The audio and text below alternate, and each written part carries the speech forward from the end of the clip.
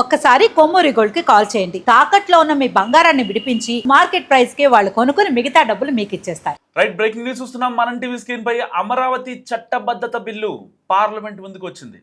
నిజంగా big day అని చెప్పుకోవచ్చు. అమరావతికి కేంద్ర హోంశాఖ మంత్రి లోక్సభలో బిల్లును ప్రవేశపెట్టారు. ఏపీ పునర్విభజన సవరణ చట్టం పేరుతో హోంశాఖ ఈ బిల్లును ప్రవేశపెట్టింది. ఈ నేపథ్యంలో టీడీపీ ఎంపీలు లోక్సభ స్పీకర్ ఓం బిర్లాను కలిశారు. అమరావతికి చట్టబద్ధత కల్పించే బిల్లును ప్రవేశపెట్టిన వెంటనే చర్చకు అనుమతించాలని స్పీకర్ని కోరారు. సో ఇప్పుడు ఇలాంటి నేపథ్యంలో ఒక పక్క జగన్ ప్రెస్ మీట్, అక్కడ పార్లమెంటులో అమరావతికి చట్టబద్ధత అనే బిల్లు అక్కడ స్పీకర్ ముందుకు వచ్చింది. సో అసలు వైసీపీ స్టాండ్ ఏంటి? జగన్మోహన్ రెడ్డి గారు అమరావతిని సపోర్ట్ చేస్తూనే ఇవన్నీ బాహుబలి సెట్టింగ్లు అని చెప్పి మాట్లాడుతున్నారు. ఇక్కడ శాసనసభలో చర్చకు వచ్చింది, మండలిలో రాలేదు. మరి అక్కడ లోక్సభలో ఉన్నటువంటి వైసీపీ ఎంపీలు ఏం మాట్లాడతారు?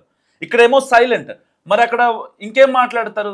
సెల్ఫ్ ఫైనాన్స్ అని అమరావతిగా గుర్తిస్తారని చెప్పి ఇలాంటి మాటలు మాట్లాడతారా? అసలు ఏం జరగబోతుంది? ఎందుకు అమరావతికి ఈరోజు బిగ్ డే? రైట్, ఇక ఇదే అంశానికి సంబంధించిన మరింత సమాచారం మనం టీవీ పొలిటికల్ లీడర్ కార్తీక్ అందిస్తారు. నమస్కారం సార్, పర్టికులర్గా చెప్పండి, అసలు అమరావతి విషయంలో వైసీపీ స్టాండ్ ఏంటి? లాస్ట్ మినిట్లో కూడా ఎలాంటి స్ట్రాటజీని కూడా బయట పెట్టలేకపోతుంది వైసీపీ. నిజానికి ఈరోజు ఆంధ్రప్రదేశ్కి ఒక బిగ్ డే, కానీ వైసీపీ పార్టీకి ఒక బ్లాక్ డే. ఎందుకనంటే రాష్ట్రానికి రాజధాని అనే అంశం మీద ఒక క్లారిటీ లేని పార్టీ వైసీపీ. ఒక క్లారిటీ కూటమికి ఉంది, రాష్ట్ర ప్రజలకు ఉంది. అమరావతి మా రాజధాని అనేటువంటిది. అమరావతి రాజధాని అనేటువంటిది 2015లో ఆంధ్రప్రదేశ్ ప్రభుత్వం అసెంబ్లీలో ఒక అంటే చట్టబద్ధంగా తీసుకున్నటువంటి ఒక నిర్ణయం. ఆ రోజు వైసీపీ కూడా అసెంబ్లీలో ఉంది, జగన్మోహన్ రెడ్డి కూడా ప్రతిపక్ష నాయకుడిగా అసెంబ్లీలో ఉన్నాడు. ఆ రోజు అమరావతిని సపోర్ట్ చేశాడు జగన్మోహన్ రెడ్డి. పైగా ఆ రోజు జగన్మోహన్ రెడ్డి మాట్లాడిందంటే ఈ అమరావతిలో ఉన్న భూమి సరిపోతుందా, ఇంకా కొంత భూమి కూడా తీసుకోవాలేమో కదా, ఈ భూమి సరిపోదు కదా అన్నాడు. కానీ కాలక్రమంలో జగన్మోహన్ రెడ్డి తన మాట మార్చాడు. 2019 ఎన్నికల్లో గెలవక ముందు అమరావతి రాజధాని అని జగన్ కూడా చెప్పాడు. ఫర్ ఎగ్జాంపుల్ నీకు ఒక మాట గుర్తు చేస్తా. 2019 ఎన్నికల కంటే ముందు జగన్ చెప్పిన మాట ఏంటంటే, నాకు అమరావతిలో ఇల్లు ఉంది, పర్మనెంట్గా ఇల్లు కట్టుకున్నా నేను. మరి చంద్రబాబు నాయుడికి పర్మనెంట్గా ఇల్లు ఉంది, ఆయన రెంటింటో ఉంటున్నాడు. అంటే అమరావతి పట్ల నాకున్న కమిట్మెంట్ చూడండి, చంద్రబాబు నాయుడికి ఉన్న కమిట్మెంట్ చూడండి అని కూడా అన్నాడు. అప్పుడు జగన్ మాటని జనం నమ్మారు. అందుకనే అమరావతి ప్రాంత పరిధిలో పూర్తిగా 2019 ఎన్నికల్లో వైసీపీని గెలిపించిన తర్వాత ఇప్పుడు ఎగ్జాంపుల్ కోరు అమరావతి ఏరియాలో ఉండవల్లి శ్రీదేవి ఎమ్మెల్యేగా గెలిచారు ఆ రోజు 2019 ఎన్నికల్లో. మంగళగిరిలో నారా లోకేష్ గారిని ఓడించి మరి ఆళ్ల రామకృష్ణారెడ్డిని గెలిపించారు ఆ రోజు మంగళగిరిలో. సో ఆ రోజు పరిణామాలు ఆ రకంగా ఉన్నాయి. కానీ తర్వాత గెలిచిన దాకా ఒక మాట, అంటే గెలిచాక ఒక మాట అన్నట్టు, అంటే ఓడ దాటిన దాకా ఓడ మల్లయ్య, ఓడ దాటిన తర్వాత బోడి మల్లయ్య అన్నట్టుగా తర్వాత 3 రాజధానుల కాన్సెప్ట్ పట్టుకొచ్చాడు. ఆ 3 రాజధానుల కాన్సెప్ట్ అసలు ఆంధ్రప్రదేశ్ ప్రజలకు అర్థం కాలే. సరే 3 రాజధానులు అంటే శాసన రాజధాని అమరావతి అన్నాడు, పరిపాలనా రాజధాని వైజాగ్ అన్నాడు, న్యాయ రాజధాని కర్నూలు అన్నాడు, అక్కడ హైకోర్టు పెడతా అన్నాడు. సరే దాన్ని ఏమన్నా గ్రౌండింగ్ చేసి ఉండి రియాలిటీలో 3 రాజధాని అంటే ఇలా ఉంటాయని చూపించుంటే ఎలా ఉండేదో. కానీ ఒక ఇటక కూడా ఇప్పుడు అమరావతిని ఆపాడు, వైజాగ్ పరిపాలన రాజధాని అన్నాడు. ఏమైనా భవనం నిర్మించాడా? తను ఉండటం కోసం రుచికొండ ప్యాలెస్ కట్టుకున్నాడు 500 కోట్లు పెట్టి తప్ప జనం కోసం కట్టింది ఏమీ లేదు. కాబట్టి రియాలిటీలో అతను చూపించింది ఏం లేదు. ఆ 3 రాజధానుల కాన్సెప్ట్ ఎందుకయ్యా అంటే అమరావతిని కిల్ చేయడం కోసం, అమరావతి రాజధాని కాదు అని చెప్పడం కోసం, అమరావతి యొక్క అభివృద్ధిని నాశనం చేయడం కోసం. ఏంటి అమరావతి మీద అంత కోపం అంటే, అమరావతిని చంద్రబాబు నాయుడు గారు ఎంచుకున్నారు కాబట్టి, అమరావతి కట్టబడితే దానికి చంద్రబాబు నాయుడు గారు బ్రాండింగ్ ఉంటుంది కాబట్టి, ఆ చంద్రబాబు నాయుడు మీద ఉన్న కోపాన్ని అమరావతి మీద చూపిస్తూ అమరావతిని నాశనం చేయడానికి ట్రై చేశాడు. కానీ ఆ క్రమంలో అసలు జగన్మోహన్ రెడ్డి గారు ఒక మాట మాట్లాడారు కార్తీక్ గారు. సో జార్ఖండ్ కొన్ని రాష్ట్రాలను ఉదాహరిస్తూ, రాష్ట్రాలకి రాజధాని అనేది కేంద్రం నిర్ణయించదు, రాష్ట్రాలు నిర్ణయించుకుంటే ఇలాంటి వాటికి చట్టబద్ధత అవసరమా? ఒకవేళ చట్టబద్ధత అవసరం అనుకుంటే శాసనసభలో మాట్లాడారు, చర్చకు వచ్చింది, మరి మండలిలో ఎందుకు చర్చ రాలేదంటూ కూటమి ప్రభుత్వాన్ని ఆయన సూటి ప్రశ్న వేశారు. దీని గురించి ఏమంటారు? మీరు 2 ప్రశ్నలు అడిగారు.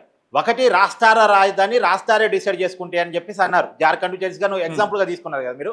అవును, కరెక్టే. రాష్ట్రాల రాజధాని రాష్ట్రాలే నిర్ణయించుకుంటాయి. ఆంధ్రప్రదేశే నిర్ణయించుకుంది, ఆంధ్రప్రదేశ్ అసెంబ్లీలోనే నిర్ణయించుకున్నారు, 2015లో నిర్ణయించుకున్నారు. కాకపోతే రాష్ట్ర ప్రభుత్వాలు మారుతున్న ప్రతిసారి, అంటే అధికారం మారుతున్న ప్రతిసారి రాజధాని మార్చే కాన్సెప్ట్ ఆంధ్రప్రదేశ్లో వచ్చింది కదా. అంటే ఫస్ట్ ఏమో అమరావతి అని చంద్రబాబు నాయుడు గారి ప్రభుత్వం డిసైడ్ చేసుకుంది. తర్వాత 2019 అధికారంలోకి వచ్చిన తర్వాత జగన్మోహన్ రెడ్డి గారి ప్రభుత్వం ఏమో 3 రాజధానులు అన్నది.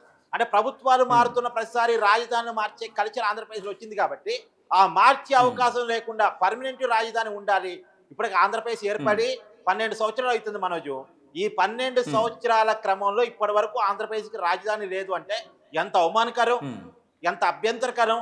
ఈ పరిస్థితి రాకుండా ఉండటం కోసం రాష్ట్ర విభజన చేసిన పార్లమెంట్లో, అంటే ఆంధ్రప్రదేశ్ విడిపోవటానికి కారణం పార్లమెంటే కదా, పార్లమెంట్లో చట్టం చేసి రాష్ట్రాన్ని విడగొట్టారు కదా, ఆ చట్టంలోనే ఆంధ్రప్రదేశ్ రాజధానికి చట్టబద్ధత కల్పిస్తే రేపు ఎవరూ కూడా మళ్ళా రాజధాని మార్చే అవకాశం ఉండదు అనే కారణం చేత ఒక ప్రత్యేకమైనటువంటి కేస్ స్టడీ కింద అమరావతికి చట్టబద్ధత కల్పిస్తా ఉన్నారు. ఒక మాట మాత్రం అవసరం, ఈ దేశంలోనే తొలిసారిగా ఒక రాష్ట్రానికి రాజధానికి పార్లమెంట్ చట్టబద్ధత కల్పిస్తోంది. ఇప్పటి వరకు ఏ రాష్ట్ర రాజధానికి పార్లమెంట్ చట్టబద్ధత లేదు. కేవలం ఆంధ్రప్రదేశ్ రాజధాని అమరావతికి మాత్రమే చట్టబద్ధత కల్పిస్తున్నారు. ఇది కూడా జగన్ మీద ఉన్న భయంతో. మళ్ళా జగన్ వచ్చి మళ్ళా 4 రాజధానులు అంటాడు, జిల్లాకు ఒక రాజధాని అంటాడు, 16 రాజధానులు అంటాడు, 3 రాజధానులు అంటాడు, లేదు బెంగళూరు రాజధాని ఆంధ్రప్రదేశ్కి అంటాడు. ఎందుకంటే ఆయనకి ఇలాంటి ప్యాలెస్ అక్కడ ఉంది కాబట్టి నేను ఆంధ్రప్రదేశ్కి కూడా బెంగళూరునే చేస్తాను అంటాడు. ఈ గొడవంతా ఎందుకు అని చెప్పేసి ఇది పార్లమెంట్ చట్టబద్ధత కల్పించడం అయితే జరుగుతుంది. అయితే ఇక్కడ ఒక విషయం మనం గమనించాలి. మీరు అడిగినటువంటి రెండో క్వశ్చన్, రాజ్యాంగంలో రాష్ట్రాలకు రాజధాని అనేటువంటి పదం ఉందా అని చెప్పేసి మాట్లాడారు కదా. రాజ్యాంగం లో రాష్ట్రానికి రాజధాని పదం ఉంటేనే కర్ణాటక రాజధాని బెంగళూరు అని చెప్పుకుంటున్నామా, తమిళనాడు రాజధాని చెన్నై అని చెప్పుకుంటున్నామా, తెలంగాణ రాజధాని హైదరాబాద్ అని చెప్పుకుంటున్నామా? అసలు జగన్మోహన్ రెడ్డి మాట్లాడే మాటలకి మత ఏమన్నా ఉందా అసలు? అంటే ఒక స్థాయి నాయకుడు, ఒక మాజీ ముఖ్యమంత్రి మాట్లాడాల్సిన మాటలు అవి. అంటే ఇంకో మాట కూడా ఇక్కడ మీరు ఇందాక అడిగిన క్వశ్చన్లో కూడా శాసనసభలో తీర్మానం చేశారు, మండలిలో తీర్మానం చేయరా అంటే ఒక తీర్మానానికి మండలి అవసరం అసలు? అది చట్టమా ఏమన్నా చేసింది? బిల్లు తీర్మానం కదా, తీర్మానానికి శాసన మండలితో సంబంధం ఏంది అసలు? ఇప్పుడు నేను ఒక క్వశ్చన్ డైరెక్ట్గా అడుగుతున్నా. ఒకప్పుడు వైసీపీ అధికారంలో ఉన్నప్పుడు శాసన మండలిని రద్దు చేయాలని ఒక తీర్మానం చేశారు. ఎక్కడ చేశారు ఆ తీర్మానం? శాసనసభలో చేసి పార్లమెంట్కి పంపించారు, శాసన మండలిలో చేయలేదుగా. ఎందుకంటే తీర్మానానికి శాసన మండలితో సంబంధం లేదు. నువ్వేమన్నా బిల్లు పెట్టి ఆ బిల్లును చట్టంగా మార్చాలంటే మాత్రం శాసనసభలో ప్రవేశపెట్టాలి, శాసన మండలిలో ప్రవేశపెట్టాలి, 2 సభల్లో ఆమోదం తీసుకోవాలి, తర్వాత గవర్నర్ గారికి పంపించాలి, గవర్నర్ గారు సంతకం పెట్టాలి.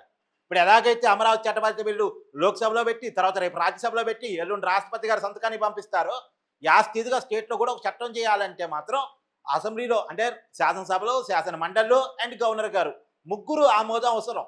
అది చట్టానికి బిల్లుకి సంబంధించిన విషయం. కానీ తీర్మానానికి శాసన మండలితో సంబంధం లేదు. వైసీపీ అధికారంలో ఉన్నప్పుడు కూడా కొన్ని తీర్మానాలు కేవలం శాసనసభలోనే చేశారు. మన చెప్తున్నా ఎగ్జాంపుల్ కూడా చెప్తున్నా, శాసన మండలిని రద్దు చేయాలనే తీర్మానం కేవలం శాసనసభలోనే చేశారు. మరి శాసన మండలిని రద్దు చేయాలని తీర్మానం శాసన మండలిలో ఎందుకు చేయలే? అసలు ఈ శాసన మండలి అవసరం లేదని జగన్మోహన్ రెడ్డి గారు గతంలో చెప్పారు. మళ్ళీ శాసన మండలి గురించి ఆయన మాట్లాడుతున్నారు. ఈ శాసన మండలే వృధా, ఈ శాసన మండలి పనికిరాంది, ఇది రాజకీయ నిరుద్యోగుల సభ, ఇది ఉండొద్దు అని చెప్పేసి ఆయన కోరారు. కానీ ఆయన చేతుల్లో లేకపోవడం వల్ల ఆయన రద్దు చేయలేకపోయారు. ఆయన రద్దు చేయాలని ఒక తీర్మానం చేసి పార్లమెంట్కి పంపిస్తే పార్లమెంట్ దాన్ని రద్దు చేయలే. రద్దు చేయకపోవడం వల్ల శాసన మండలి ఇంకా ఉంది. మళ్ళీ ఆ శాసన మండలి పట్టుకొని జగన్మోహన్ రెడ్డి గారు రాజకీయం చేసే ప్రయత్నం చేస్తున్నారు. ఏమన్నా మతుండే మాట్లాడుతున్నారా, మతి లేక మాట్లాడుతున్నారా? జనం అన్ని మర్చిపోతారు. కార్తిక్ గారు, ఇదే పాయింట్ లో ఇక్కడ అసెంబ్లీలో ఎమ్మెల్యేలంతా సైలెంట్ గా ఉన్నారు, ఎవరు రాలేదు. సో అమరావతికి చట్టబద్ధత అవసరమా కాదా అని ఇక్కడ ఎమ్మెల్యేలు చెప్పలేదు, పార్టీ అధినేత చెప్పలేదు. ఇప్పుడు మరి ఒక చట్టబద్ధత తీర్మానం అనేది లోక్సభకు వెళ్ళింది, పార్లమెంట్కి వెళ్ళింది. మరి ఇలాంటి నేపథ్యంలో అక్కడ వైసీపీ ఎంపీలు ఇప్పుడు ఎలాంటి స్ట్రాటజీ ప్లే చేసే అవకాశం ఉంది? అసలు అమరావతికి చట్టబద్ధత కావాలని అడుగుతారా, లేదంటే అమరావతి ఒక సెల్ఫ్ ఫైనాన్స్ గా మారిందంటూ ఇలాంటి విడ్డూరమైన మాట్లాడే అవకాశం ఉందంటారా? ఇప్పుడు నిజానికి అమరావతిలో అవినీతి ఉందనుకో, ఎగ్జాంపుల్ అమరావతిలో అక్రమాలు జరుగుతున్నాయనుకో, అమరావతిలో తప్పు ఉందనుకో, దాన్ని ఎత్తి చూపాల్సింది ముందుగా అసెంబ్లీలో. అమరావతికి చట్టబద్ధతకు సంబంధించిన తీర్మానం పెడుతున్నప్పుడు, ఒక చారిత్రక ఘట్టం జరుగుతున్నప్పుడు ఒక ఎమ్మెల్యేలుగా జగన్మోహన్ రెడ్డి అసెంబ్లీకి రాకపోవడం చాలా పెద్ద పొరపాటు. నేను ఆ రోజే ఒక వీడియో చేశాను, నా కటారి ఛానల్ కూడా ఒక వీడియో చేసింది. ఏంటంటే నేను చెప్పింది చాలా క్లియర్గా ఏంటంటే, అసెంబ్లీలో తప్పించుకున్నారు కానీ పార్లమెంట్లో తప్పించుకోలేరుగా.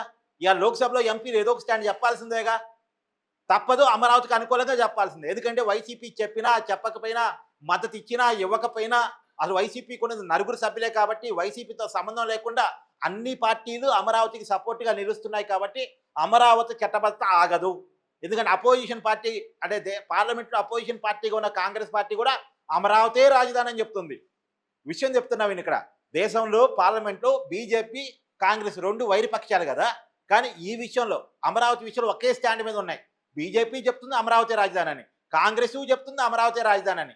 ఒక వైసీపీలోనే కన్ఫ్యూజన్ ఉంది. కాబట్టి వైసీపీతో సంబంధం లేకుండా లోక్సభలో రాజ్యసభలో అమరావతి చట్టబద్ధత అనబడేటువంటి 2014 రాష్ట్ర విభజన చట్టం సవరణ బిల్లు ఆమోదం పొందిద్ది. దాంట్లో భిన్నాభిప్రాయం లేదు. కాకపోతే ఏదో ఒక స్టాండ్ వైసీపీ చెప్పక తప్పదు. కాబట్టి నేను అనుకుంటే అమరావతికి అనుకూలంగానే చెప్తారు. కాకపోతే అమరావతి మీద కొన్ని ఏడుపులు ఏడుస్తారు. అక్కడ అవినీతి జరుగుతుందని అదోనో ఇదనో ఏడుపులు ఏడుస్తారు. ఆ ఏడుపేదో ఇక్కడ అసెంబ్లీలో ఏడిస్తే జనం వింటారు కదా. ఇప్పుడు అసెంబ్లీలో బాధ్యత లేకుండా అసెంబ్లీకి రాకుండా ఏమాత్రం బాధ్యత లేనితనం జగన్మోహన్ రెడ్డి. అంటే ఇలాంటి బాధ్యత రాయించినటువంటి పార్టీ, బాధ్యత రాయించిన నాయకుడు ఆంధ్రప్రదేశ్కి అవసరమా అనేది ఆంధ్రప్రదేశ్ ప్రజలు ప్రశ్న. ఇవాళ చూడు, నాకు తెలిసి నేను అనుకోవటం ఆ బిల్లు ఆమోదం పొందిన వెంటనే జగన్మోహన్ రెడ్డి గారి తాడేపల్లి ప్యాలెస్ ముందు రైతులంతా పండగ చేసుకుంటారు. ఇది మళ్ళా చెప్తున్నాను, జగన్మోహన్ రెడ్డి మీద భయంతో జగన్మోహన్ రెడ్డి రేపు అనుకోకుండా అధికారంలోకి వస్తే రాజధాని లేకుండా రాష్ట్రానికి చేస్తాడు అనేటువంటి ఒక భయంతో ఈ దేశ పార్లమెంటు ఒక రాష్ట్ర రాజధానికి గుర్తింపిస్తుంది. ఇది కేవలం జగన్మోహన్ రెడ్డి వల్ల జరిగిన పరిణామం. మనం ఒకప్పుడు రావణాసురుడి కోసం రామాయణ యుద్ధం జరిగిందని మనం విన్నాం. తర్వాత కౌరవుని ఓడించడం కోసం మహాభారత యుద్ధం జరిగిందని మనం విన్నాం. ఇవాళ జగన్మోహన్ రెడ్డి నుంచి రాష్ట్రాన్ని రక్షించుకోవడం కోసం, రాష్ట్రానికి ఓ రాజధాని తయారు చేయడం కోసం చట్టబద్ధత యుద్ధం నడిచింది. అమరావతి రైతులు గెలిచారు. అమరావతి అనేది ఒక చరిత్ర. అమరావతి అనేది రైతులు ఇచ్చినటువంటి త్యాగాల మీద, రైతులు ఇచ్చిన భూముల మీద ఏర్పడ్డటువంటి ఒక రాజధాని. ఈ దేశంలో రైతులు భూములు ఇచ్చి నిర్మించుకున్న రాజధాని ఇంకెవరికి ఎక్కడా లేదు. ప్రజల భాగస్వామ్యంతో రైతుల భూముల మీద నిర్మించబడుతున్నటువంటి రాజధాని Amaravati. Right, thank you Karthik గారు. సో ఇది కార్తిక్ గారు అనాలిసిస్. అమరావతికి అందులోని కార్తిక్ గారు అంటున్నారు, మీరేమనుకుంటున్నారో మస్ట్గా కామెంట్ చేయండి.